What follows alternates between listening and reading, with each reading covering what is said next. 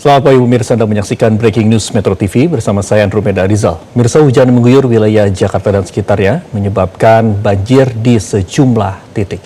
Curah hujan ekstrim ini melanda Jakarta hingga menyebabkan banjir di sejumlah wilayah. Genangan air setinggi 30 hingga 50 cm di kawasan Dan Mogot, pemirsa, belum juga kunjung surut hingga per pagi hari ini. Arus lalu lintas kalau kami lihat pemirsa di Jalan Dan Mogot sendiri dari arah Grogol untuk menuju ke Cengkareng Jakarta Barat ini mengalami kemacetan parah akibat ruas jalan terendam banjir. Dan pemirsa, pada malam hari kemarin memang terlihat adanya antrian kendaraan memanjang hingga 5 km. Misalnya saja di sejumlah titik ketinggian genangan ini bisa mencapai 50 hingga 60 cm sehingga membuat kendaraan kecil ini tidak bisa untuk melintas. Dapat Anda saksikan juga pemirsa di visual pada malam hari kemarin juga banyak kendaraan roda 2 ini memilih untuk melaju melalui jalur yang paling kanan. Tidak sedikit juga kendaraan motor ini mengalami mati mesin dan juga mogok setelah nekat untuk menerobos genangan.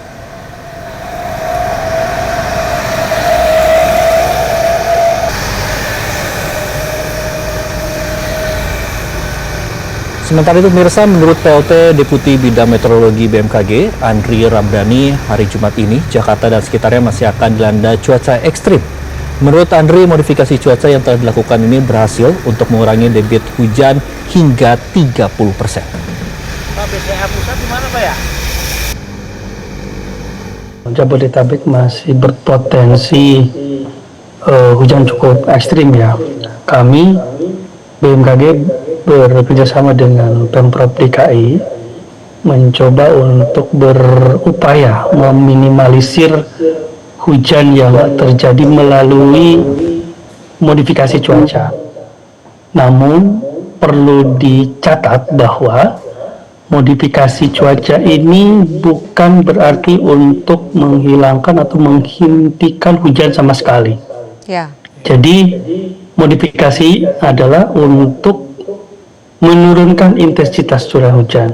Jadi kajian kami rata-rata sekitar 30% penurunannya, dan tentunya ini harapannya dapat menekan dampak yang ditimbulkan, terutama risiko banjir dan juga genangan yang diakibatkan oleh tadi meningkatnya intensitas curah hujan yang terjadi.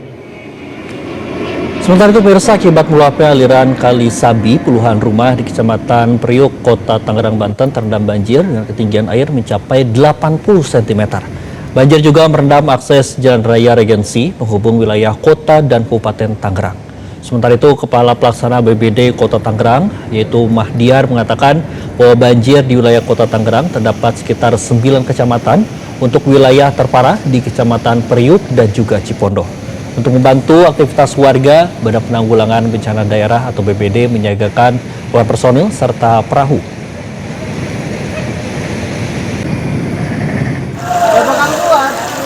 Banjir juga pemirsa terlihat di sejumlah titik lainnya seperti di daerah Meruya, Jakarta Barat dan arah tol Tangerang, Jakarta. Bisa Anda saksikan pemirsa, inilah merupakan kendaraan yang tadi sempat terjadi adanya juga banjir pemirsa, dan di Kali Taman Mangu Indah meluap hingga mengakibatkan putusnya akses lalu lintas dari Pondok Aren ke Bintaro. Dan pemirsa, akibat dari banjir yang terjadi di sejumlah titik di wilayah Jakarta ini mengakibatkan sejumlah titik di Jakarta mengalami kemacetan.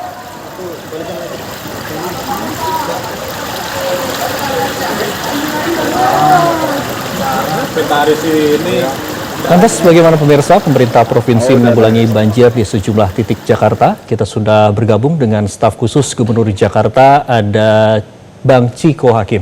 Selamat pagi Bang Ciko. Pagi. Bang Ciko, kita langsung saja Bang, kalau kita melihat apa yang sudah dilakukan oleh pemerintah Provinsi DKI Jakarta, salah satunya adalah terkait dengan modifikasi cuaca begitu. Seberapa efektif sih Bang terkait dengan modifikasi cuaca per hari ini? Jadi kita harus memahami dulu apa itu modifikasi cuaca terkait dengan apalagi cuacanya begitu ekstrim ya hari-hari ini, artinya hanya bisa menurunkan intensitas dan biasanya itu 20-30%. Artinya bila diprediksi hujan sangat lebat, dia menurun menjadi hanya lebat saja, kira-kira begitu. Yang kemudian kalau hujan lebat bisa menjadi hujan yang cukup tidak terlalu lebat, dan bila rintik-rintik kemudian bisa berhenti. Bukan berarti bila terjadi modifikasi cuaca kemudian tiba-tiba sinar matahari begitu terang dan lain-lain. Nah, itu yang pertama. Artinya dalam 1-2 hari terakhir ini hujannya itu memang curah hujannya itu luar biasa ekstrim. Dan ini sepanjang tahun 2025 di awal tahun juga kita alami hal yang sama, dan yang membuat dampak yang begitu besar pada hari ini sehingga 127 RT terendam dan genangan ada di mana-mana. Dan selain itu tentunya Dinas Sumber Daya Air juga sudah diinstruksikan oleh Bapak Gubernur DKI Jakarta untuk terus melakukan mitigasi terkait dengan kemampuan mereka sendiri, yaitu keberadaan pompa kita ya, ada 600 pompa statis, 600 pompa mobile yang terus dioperasikan tentunya secara bergantian karena tidak bisa bekerja 24 jam mesinnya. Dan juga kita telah mensiagakan semua jajaran masuk di sub untuk mengatur arus lalu lintas karena ada kemacetan-kemacetan yang terjadi di berbagai ruas jalan. Tentunya Satpol PP bahkan kemarin menggunakan kendaraannya untuk mengangkut masyarakat, mengantar anak-anak pulang dari sekolah karena akses kendaraan pribadi yang tidak dapat dilalui masuk ke sekolah, ada tempat kerja dan lain-lain.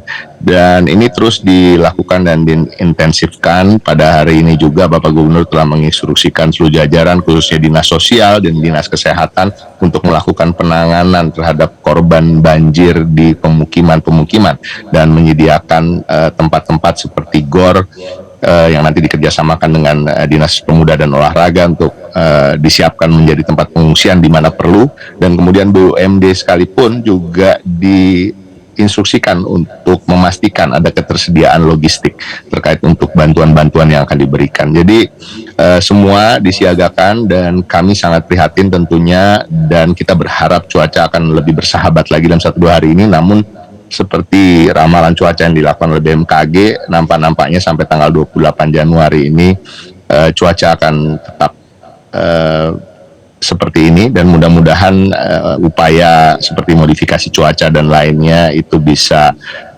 mengurangi dampak yang ditimbulkan. Bang Ciko, kemudian selain modifikasi cuaca, tadi Anda sempat menyampaikan juga ada 127 RT terendam. Apa upaya lain Bang untuk mempercepat agar genangan banjir di sejumlah titik di Jakarta ini segera surut, Bang?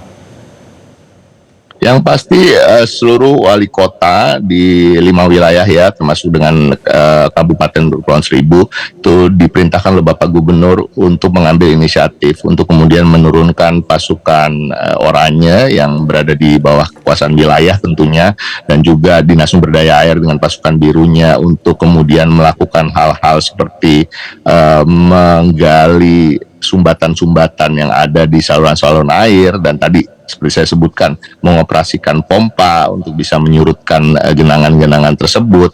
Dan upaya-upaya ini dilakukan secara maksimal, dan kita tahu genangan-genangan ini juga tidak bertahan dalam tinggi yang sama dan memang menyurut, tapi mudah-mudahan hujan juga tidak bertambah turun lagi ke depan, karena ketika hujan nanti turun dan lebat dan mungkin berjam-jam durasinya, ini juga bisa mengakibatkan naiknya lagi genangan. Jadi memang ini kembali lagi mengapa juga ada surat edaran dari Disnaker pada badan-badan usaha dan juga perusahaan-perusahaan untuk menerapkan work from home atau work from anywhere di tempat yang aman dan nyaman bagi masyarakat untuk menjaga keselamatan dan keamanan. Dan khususnya bagi anak-anak, Dinas Pendidikan juga sudah mengeluarkan surat edaran untuk satuan pendidikan untuk supaya satuan pendidikan melakukan pembelajaran jarak jauh sampai tanggal 28 Januari. Dan ini demi untuk bagaimana kita tidak merasakan dampak yang luar biasa akibat kita harus bermobilitas di hari-hari di mana cuaca ini tidak sedang baik-baik saja. Baik, Bang Ciko, tapi kalau kami melihat juga ini di visual terkini yang bisa Anda saksikan di layar televisi Anda, ini merupakan di kawasan Dan Mogot, pemirsa. Ketinggian banjir ini mencapai antara 50 sampai dengan 60 cm sendiri. Bahkan ini sejumlah kendaraan roda 2 ini yang memaksa untuk melintas di kawasan Jalan Dan Mogot mengalami tersendat, dan juga ini beberapa kendaraan baik itu truk box juga mencoba untuk melewat. Bahkan juga cukup banyak juga kendaraan yang mencoba untuk melawan arus dari arah berlawanan, dan bisa kita saksikan juga pemirsa, ternyata ini ketinggian banjir pun juga cukup dalam sepaha orang dewasa begitu. Bang Ciko, kami akan kembali menanyakan kepada Anda, Bang Ciko, kalau untuk di ruas jalan sendiri, ini tadi Anda sempat menyampaikan bahwa ini mensiagakan Dinas Perhubungan, kemudian juga Satpol PP begitu. Apakah seberapa efektifkah terkait dengan pompa-pompa juga? Apakah ini beroperasi di sejumlah titik seperti misalnya saja di jalan-jalan yang ada? Pasti pompa-pompa itu kita operasikan, tapi ya kita harus memahami bahwa apa yang terjadi hari-hari ini adalah suatu hal yang abnormal atau di luar batas normal. Cuaca ekstrim ini, curah hujannya itu di rata-rata 170 mm bahkan sampai 280 mm, di mana sesungguhnya 100 mm sekalipun sudah dianggap sebagai curah hujan yang sangat tinggi dan bisa mengakibatkan genangan. Nah, artinya memang kita sedang mengalami fenomena yang dialami oleh seluruh dunia, bukan hanya di Indonesia, bukan hanya di Jakarta tentunya, di mana cuaca ini berubah menjadi sangat ekstrim. Ketika panas di musim panas sangat panas, ketika dingin di musim dingin, di luar negeri misalnya sangat dingin, dan ketika di daerah-daerah tropis seperti ini tentunya terjadi derasnya curah hujan dan lain-lain. Dan terkait dengan pompa, memang untuk Jakarta sendiri 1.200 pompa, kalau dilihat dari jumlahnya itu sepertinya banyak, namun tentu ternyata itu menjadi evaluasi kita, dan memang sejak tahun lalu kemudian telah dianggarkan untuk tahun ini untuk ada penambahan pompa. Tetapi pastinya Pemprov DKI Jakarta sangat menaruh perhatian khusus terkait dengan pengendalian banjir ini, sehingga tahun ini kita sudah menganggarkan di atas 3 triliun rupiah, 3,6 triliun rupiah untuk pengendalian banjir, dari mulai pembangunan polder, dari pembangunan waduk, embung, normalisasi sungai, kemudian juga di bulan September nanti akan ada pembangunan kick-off dari pembangunan Giant Seawall yang bekerja sama dengan pemerintah pusat, tentunya sebuah proyek yang memang sudah lama dinanti, yang akhirnya insya Allah akan dilaksanakan pada tahun ini. Nah, kalau kita bicara tadi daerah Dan Mogot, Jakarta Barat, Jakarta Utara, di mana memang land subsidence atau penurunan muka air tanah yang setiap tahunnya terjadi itu antara 5-10 cm. Kemudian juga ada imbas dari, selain curah hujan yang tinggi, kenaikan air rob atau dari permukaan laut yang jatuh ke permukaan darat. Jadi ini juga menjadi hal yang menjadi perhatian, dan mudah-mudahan di tahun ini proyek-proyek yang akan dilaksanakan itu bisa segera terlaksana, karena di awal tahun ini memang anggaran juga baru turun, dan kemudian perlu 1-2 bulan mungkin untuk melakukan lelang dan lain-lain, dan mudah-mudahan ini bisa terlaksana dan tahun-tahun kedepannya bisa meminimalisir kejadian-kejadian seperti ini. Bang Ciko, kemudian kami ingin konfirmasi kembali, Bang. Kemarin sempat disampaikan oleh Gubernur DKI Jakarta Pramono Anung bahwa akan menerapkan opsi work from home, kemudian juga pembelajaran jarak jauh bagi siswa apabila situasi banjir ini dinilai cukup parah begitu, Bang. Apakah penerapan WFH dan juga PJJ ini sudah mulai berlaku per hari ini atau seperti apa, Bang? Ya, sudah mulai berlaku per hari ini.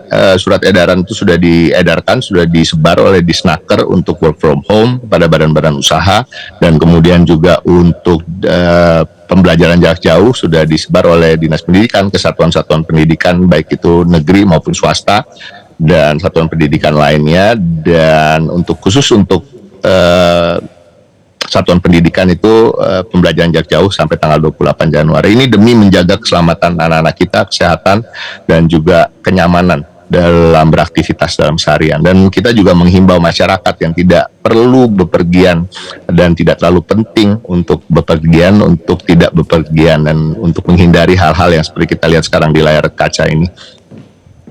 Oke, Bang Ciko, kemudian untuk pembelajaran jarak jauh dan juga WFH ini akan diterapkan sampai dengan tanggal berapa, Bang? WFH ini nanti akan diterapkan sampai ada pengumuman berikutnya. Baik, Bang Ciko, ada hal yang pembelajaran juga jarak jauh 28 Januari. Baik, Bang Jiwo, kalau kami lihat di layar televisi begitu Bang, di sejumlah titik ini kan mengalami kepadatan arus lalu lintas ya Bang ya, bukan hanya di Daan Mogot saja, melainkan di wilayah Jakarta Utara, kemudian juga Jakarta Pusat, dan juga beberapa wilayah lainnya Bang. Apakah dengan banjir seperti ini ada langkah atau upaya lain Bang, selain modifikasi cuaca yang akan dilakukan per hari ini begitu Bang, untuk mempercepat proses agar genangan ini bisa segera untuk surut Bang? Yang pasti di mana tidak ada pompa statis di wilayah-wilayah tersebut akan didatangkan pompa-pompa mobile yang kami miliki yang jumlahnya 600 tadi. Tapi tentu ini tidak bisa dilakukan serta-merta di pool ke satu tempat saja karena genangan-genangan ini terjadi di berbagai tempat. Jadi harapan kami tentunya selain itu tentunya pihak-pihak dari Dinas Sumber Daya Air maupun dari pasukan warna-warni kami juga hadir untuk kemudian bisa menggali saluran-saluran yang tersumbat. Karena kalau kita lihat apa yang terjadi ini kan tentunya terkait dengan drainase juga, saluran pembuangan, dan kita berharap juga ke depan masyarakat juga sama-sama menjaga kota kita bersama untuk kemudian tidak membuang sampah sembarangan dan hal-hal tersebut. Tapi untuk penanganan hari ini diutamakan terkait dengan penurunan genangan ini melalui menggunakan pompa-pompa dan kemudian tentunya tadi himbauan untuk tidak keluar dari rumah sehingga tidak mengalami dampak yang terjadi pada yang kita lihat di layar kaca ini. Baik, kita harap sejumlah upaya yang telah dilakukan oleh pemerintah Provinsi DKI Jakarta pun juga dapat percepat penurunan surut banjir yang terjadi di sejumlah titik di Jakarta. Terima kasih telah bergabung bersama kami di Breaking News Metro TV, staf khusus Gubernur Jakarta Chiko Hakim. Dan bisa usai jeda berikut ini, Breaking News Metro TV masih akan kami lanjutkan, tetaplah bersama kami.